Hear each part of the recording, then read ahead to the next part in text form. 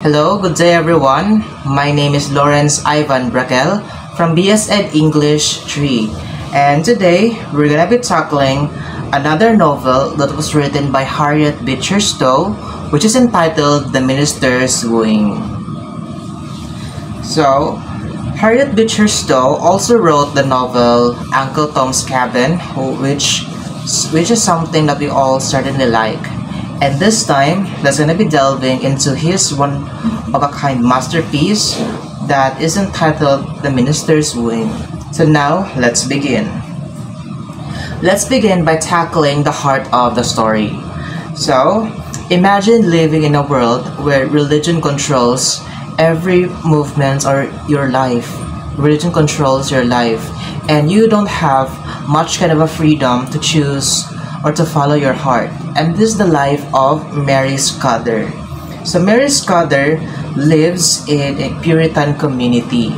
So when we talk about Puritan community, they are a group of people who certainly follow very strict religious rules. This story happens in the United States, and it is called as New England because it is composed of many different states from the United States, such as Maine, New Hampshire, and etc.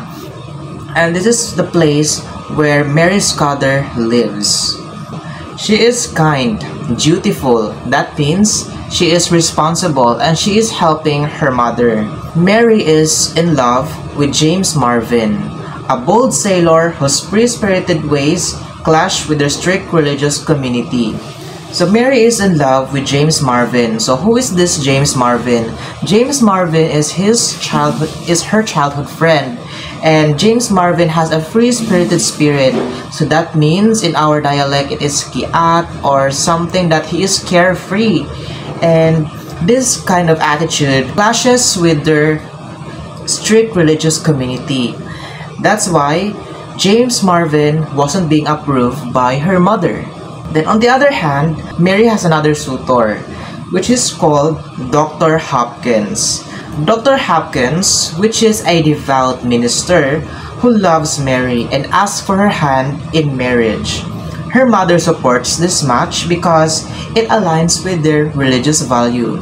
So, kung ang mama ni Mary wala siya ganahi kay James Marvin, mas ganahan siya kay Dr. Hopkins kay aside sa he is very formal, he is a devout minister, naka-align sa ilahang religious beliefs ang si Dr. Hopkins. But kini si Mary, wala siya na in love kay Dr. Hopkins. That's the difference. Then, let's proceed to a twist of fate. So, since duha ka lalaki nag-ilog kay Mary, naglibog siya kung sa iyang pilion. Nakakanta na lang siya og anong pipiliin ko, mahal ko o mahal ako. Char. Lahit dito nga song. Okay, so Mary is torn between her love for James and her duty to marry Dr. Hopkins. So why I choose to put this word duty? So magiging duty na siya because she is being obliged to marry Dr. Hopkins because of what the society is expecting her to do. So ang naa sa heart ni Mary is si James.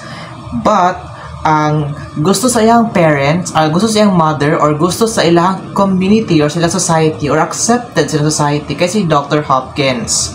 Na-pressure ni si Mary nga mupili kay Dr. Hopkins kay gina-push siya sa ilang community nga ninyuin na ba because he is a devout minister. Love siya sa imong mother. She is very formal or something. And I forgot to mention that kini si Dr. Hopkins also a kind young man. Maskin pag nana sa imuha ang tanan, basta dili ikaw ang gusto sa katao, di jud ikaw yung pilion. So, okay na. Let's proceed na. So, before maka-decide ni si Mary Scudder, ni layag si James sa karagatan. Ayun kay mulayag sa sa babaw, sa kalangitan. Before maka-decide ni si Mary, news arrives that James' ship has been lost at sea and he is presumed dead, leading Mary to agree to marry Dr. Hopkins out of grief and obligation. But despite agreeing to marry Dr. Hopkins, Mary struggles internally with her feelings for James and the pressure to fulfill societal and family expectations.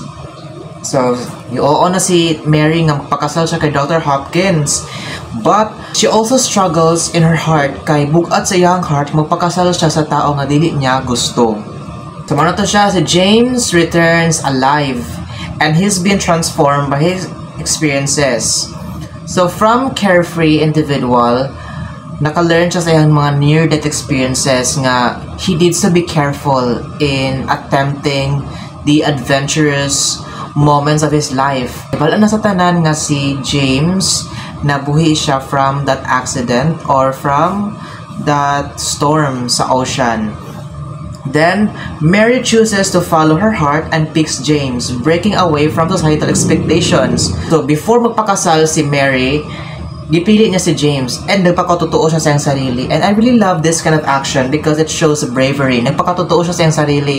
What happens next? Dr. Hopkins, although heartbroken, handles a situation with grace, showing his deep character.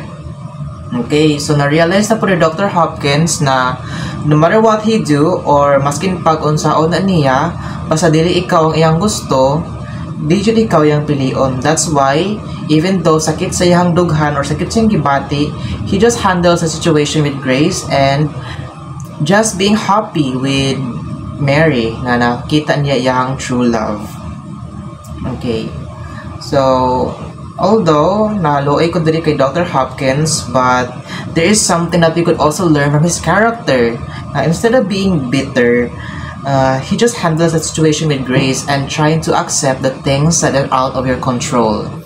So, mauna siya ang story sa The Minister's Wooing by Harriet Beecher Stowe. So, in The Minister's Wooing, Mary's journey is one of love, loss, and tough choices. It's a story about balancing personal desires with the weight of duty in a society driven by strict rules, and the ending shows that love and authenticity can win over societal pressures. So, ang mga journey ni Mary is narito ang love, loss, and tough choices. So, kung nakay pilion, napo kay mawala. So, it's a story about balancing your desires and the weight of duty in the society, driven by strict rules. And the ending shows that authenticity can win over societal expectations. So, as a reflection, I have a question for each and every one of you. So, what would you do in Mary's position and why? Please comment down below and I'll check it. Thank you so much, and my other members of the group will continue this presentation for the themes, symbolisms, and to delve into the criticism of this literary piece. So, thank you so much.